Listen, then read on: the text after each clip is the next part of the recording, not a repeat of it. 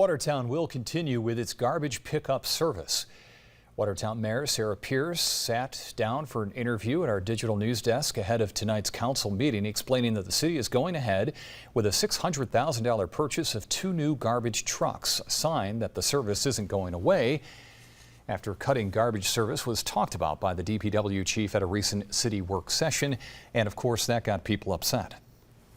That work session was basically a starting point to start the conversation, because the impetus for that was that we're going to have to purchase 2 new trucks, $300,000 each. You also have the debt service on those, so not a small amount of money. And I, am thankful to the city manager, DPW chief, that they're bringing all of the options to the forefront.